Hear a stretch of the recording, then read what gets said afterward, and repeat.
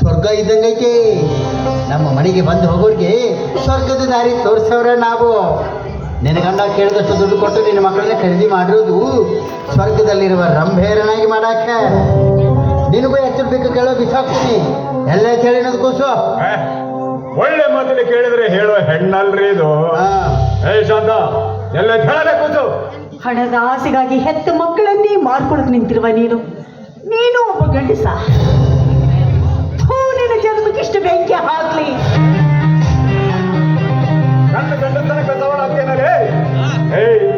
ನೀನು ಹೆತ್ತಿರೋದು 2 ಹೆಣ್ಣು ಮಕ್ಕಳನ್ನ. ಅವರನ್ನ ಬೆಳೆಸಿ ದೊಡ್ಡವ್ರನ್ನ ಮಾಡಿ ಅವ್ರನ್ನ ಮದುವೆ ಮಾಡಿ ಗಂಡನ ಮನೆಗೆ ಕಳಿಸೋಷ್ಟೊತ್ತಿಗೆ ಲಕ್ಷಗಟ್ಟಲೆ ಹಣ ಸಾಲ ಮಾಡ್ಬೇಕಾಗತ್ತಿ. ಆ ಸಾಲ ತೀರ್ಸಕ ಸಾಯೋವರೆಗೂ ಕತ್ತಿ ದುಡಿದು ಸಾಯ್ಬೇಕಾಗತ್ತ. ಅದ 2 ಗಂಡು ಮಕ್ಕಳನ್ನ ಹೆತ್ತಿದ್ದೆ ಅಂದ್ರ ದುಡಿದು ತಂದು ಹಾಕ್ತಿದ್ರು ಸುಖವಾಗಿರ್ತಿದ್ವಿ. ಆದ್ರೆ ನೀ ಹೆತ್ತಿರೋದು 2 ದರಿದ್ರ ಹೆಣ್ಣು ಮಕ್ಕಳನ್ನ. ಅದಕ್ಕೆ ಅವನ್ನ ಇವರಿಗೆ ಮಾರಾಕತ್ತೀನಿ. ಒಳ್ಳೆ ಮಾತಲ್ಲಿ ಕೇಳಾಕತ್ತೀನಿ. ಎಲ್ಲೇ ಕೇಳಿ ಕೂಸು. ಇಲ್ಲ ಅಂದ್ರ ಇವತ್ತು ಈ ನನ್ನ ಚಾಕು ಕಾಲಿನ ರಕ್ತದ ರುಚಿ ತೋರಿಸ್ಬೇಕಾಗತ್ತ. ಸಾವಿಗಂಜಿ ನನ್ನ ಕೂಸಿರೋ ಜಾಗನ ಹೇಳೋದಿಲ್ಲ. ಬಂಡ ಗಂಡನಿಗೆ ಹೆಂಡತಿಯಾಗಿ ಬಾಳೋದಕ್ಕಿಂತ ಮುತ್ತೈದೆಯಾಗಿ ಸತ್ತು ಹತ್ರ ಬರಬೇಡ. ಶೀಲ ಮಾಲ ಆ ದೇವರ ಕಾಪಾಡಬೇಕವ.